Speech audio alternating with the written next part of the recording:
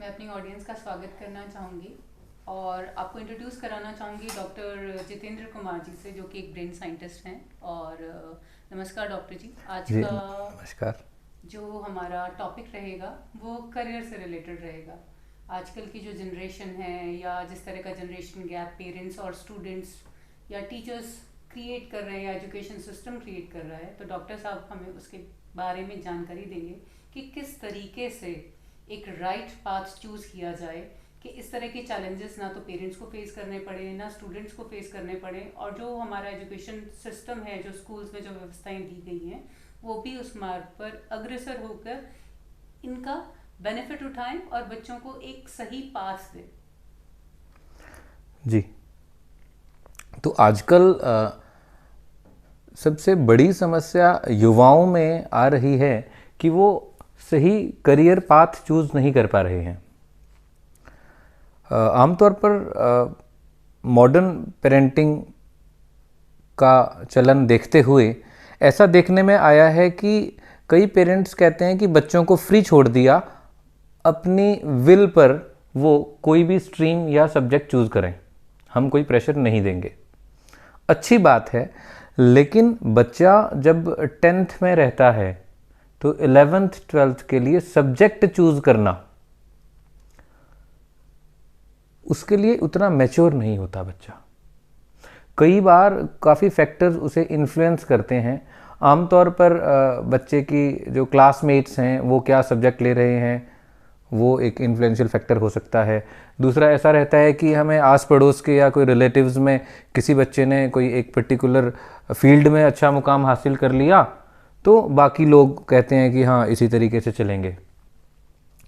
तो मेरे ख्याल से ये थोड़ा ठीक नहीं है। हमें उस तरफ जाना चाहिए जिस तरफ हमारा दिमाग हमें ले जा सकता है, क्योंकि आपके करियर को चूज़ करने के लिए सबसे इम्पोर्टेंट रोल कौन प्ले करता है? आपका मस्तिष्क, आपका ब्रेन और उसकी एक्टिविटीज़। एक मूवी आई थी 3 इडियट्स, उसमें हमने देखा था, अगर आपने देखी हो तो याद होगा आपको, कि उसमें एक करेक्टर वाइल्ड लाइफ फोटोग्राफर बनना चाह रहा था और उसे इंजीनियरिंग में एडमिशन दिलवा दिया गया और लास्ट में वो वाइल्ड लाइफ फोटोग्राफर बना। तो इस तरीके से कई बार हम अपने यहाँ आसपास देखते हैं कि कुछ बच्चे 11th 12th में कुछ सब्जेक्ट और लेते हैं, तैयारी करते हैं, अगर उसको अचीव नहीं कर पाए तो वो कुछ लेट्स से इंजीनियरिंग करना शुरू कर दिया। इंजीनियरिंग करने के बाद उन्हें ये समझ आता है लास्ट में कि अगर प्लेसमेंट नहीं हुई तो क्या करें।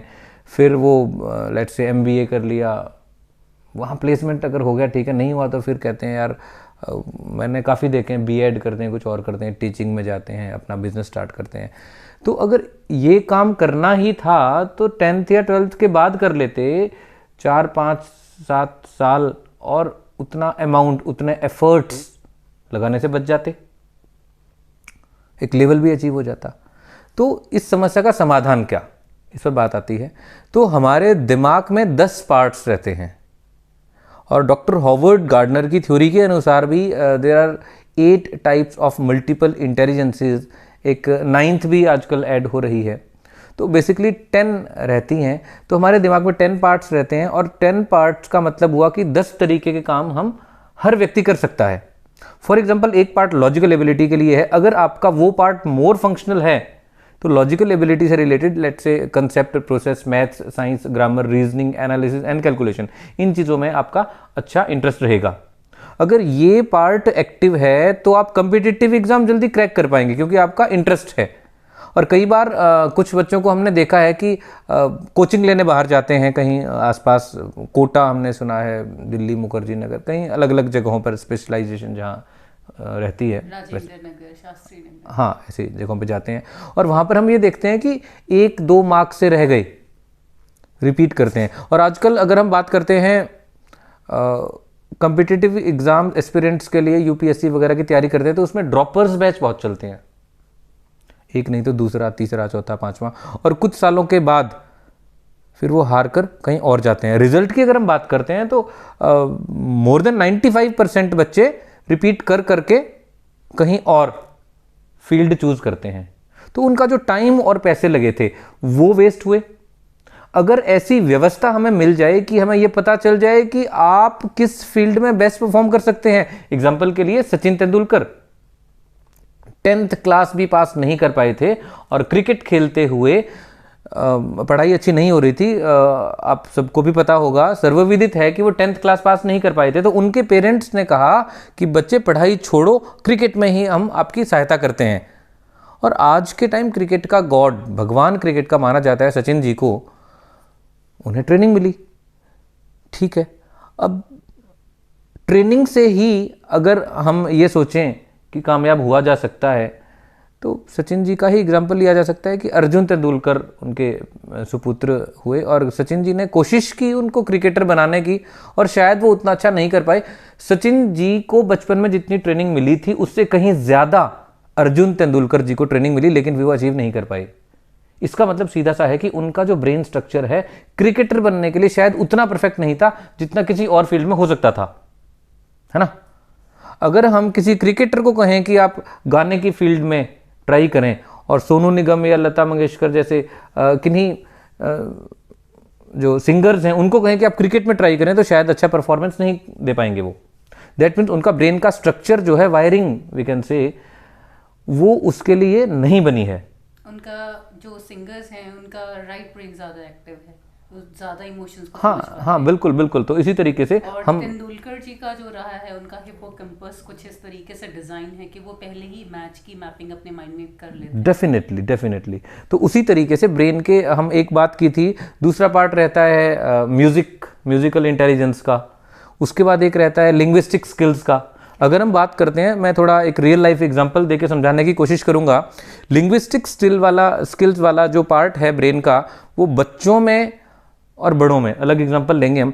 किसी बच्चे के दिमाग में अगर लिंग्विस्टिक स्किल्स का पार्ट कमज़ोर है या कम काम कर रहा है, तो उसको प्रॉब्लम क्या रहती है कि एग्ज़ाम की तैयारी अच्छी रहती है, अच्छा पढ़ चुके हैं, लेकिन एग्ज़ाम में अच्छे से अटैम्प्ट नहीं कर पाते। निकलने के बाद उन्हें लगता है कि हाँ मैं ये कर सकता था या कर सकती थी, लेकिन वो नहीं कर पाई।